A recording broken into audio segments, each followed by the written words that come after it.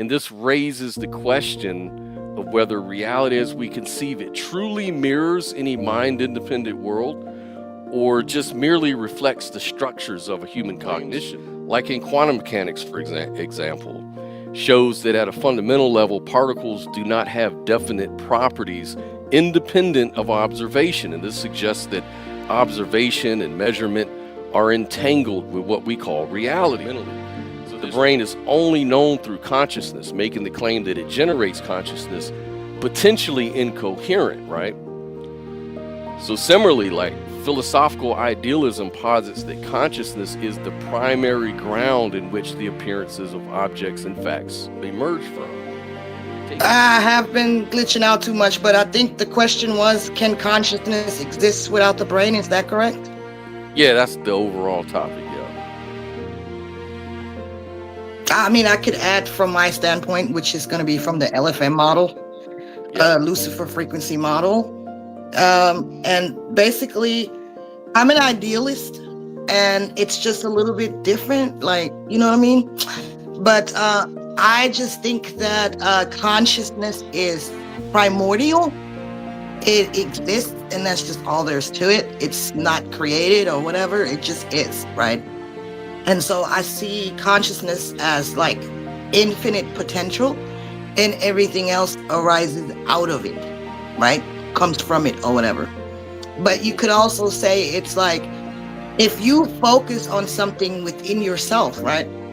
Or you put your mind to something specific, then whatever you focus and concentrate your thoughts on is what becomes part of your reality. So in a way, it's like consciousness, you know, is its own inner light, and it has the ability to self-reflect, and then it focuses in on itself, on different aspects of itself.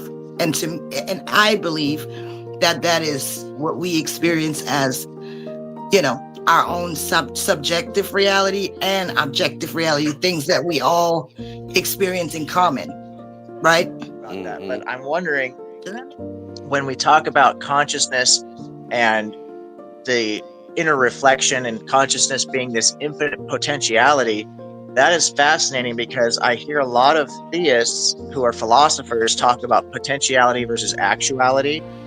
And I try to base everything that I can when it comes to philosophical or transcendental ideas to something that we have empirically that we can look at as at least an example, right? Like maybe an imperfect form from Plato's concepts, if you will, of reality.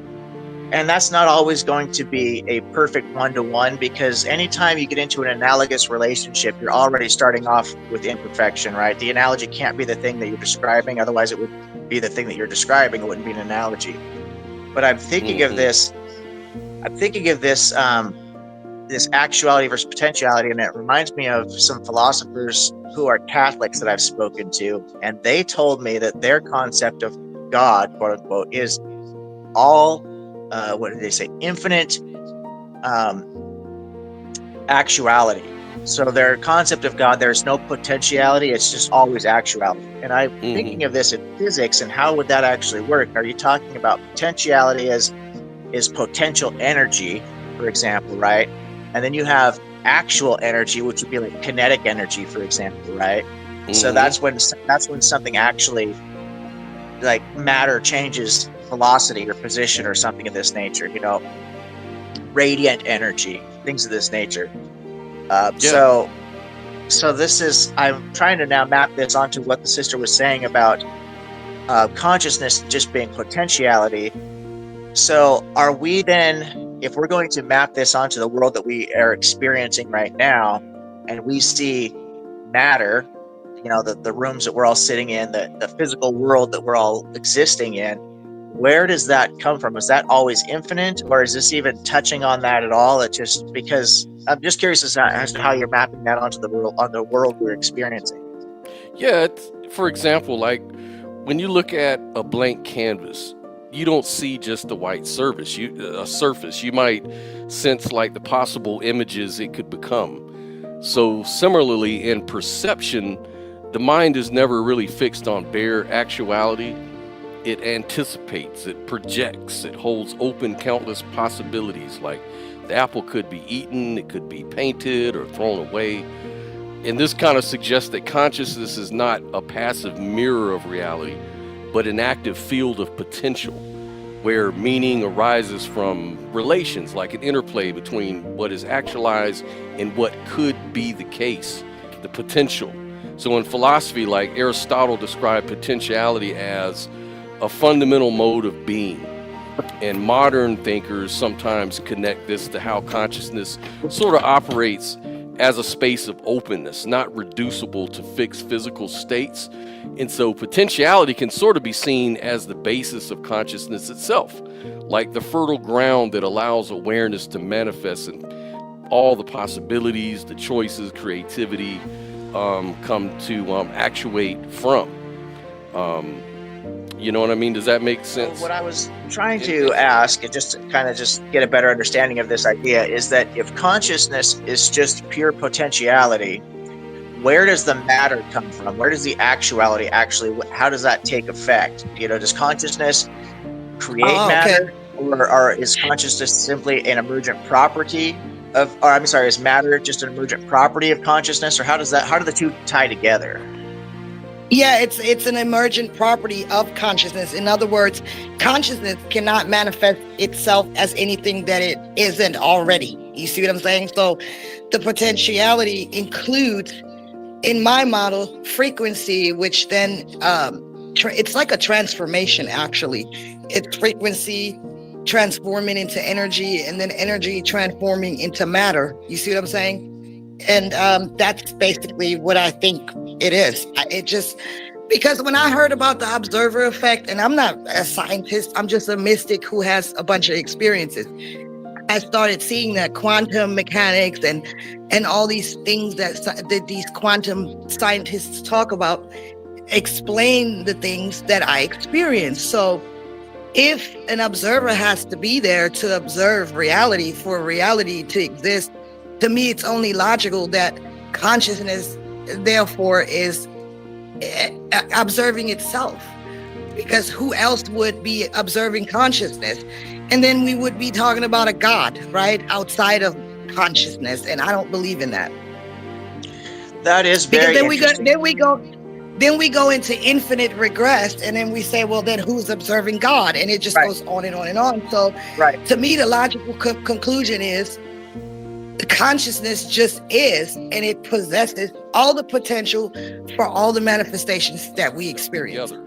And so the only thing we really know for sure is we're having the experience of measuring these things, and that they're acting this way, and we're able to predict based on how the world appears to us. How does the universe appear to us and through us?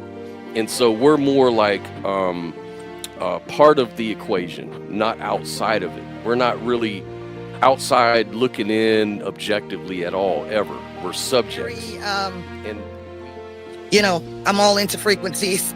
I think frequency can express a lot more than words, and words a lot of times just convolute things. And we should focus more on just the experience and the frequency. You know, we have all these preconceived notions because of words. And at the end of the day, it just comes down to semantics, and then you can play that game and convolute everything. And I think that's kind of our problem. Instead of just connecting from an inner perspective, like the fact that we can relate to one another without focusing on appearances. That's why we have things like racism and shit like that, you know. And it's we need to focus on the frequency. We need to start relating to one another, because we're all pretty much, like you said, we're all in the middle of experience, and we're having these experiences at the same time, and we're all kind of a part of it at the same time. So, you know, we need to just start having empathy for one another. And I feel like it's just lacking big time, because everyone tries to see themselves as something separate. There's no unity, you know, and it's very troubling. The harmony is there, you know. You get this awesome experience of an orchestra, you know, because all the frequencies are in harmony, and I think that's the problem. We have forgotten that inner essence of everyone, that it's really all frequency, and we don't align ourselves in harmony anymore. I tend to refer, I And believe, music can, even though I'm not religious or anything, I tend to believe that all men are my brothers and all women are my sisters. And so I refer to people just habitually as brother, sister, or family. I do this all the time, and I don't mean to, because I know some people don't get it, or they don't appreciate it. They don't see me as, so I know that there are some people that do not like that, and I don't mean to be offensive, because I actually just believe that we're all tied to one race, the human race.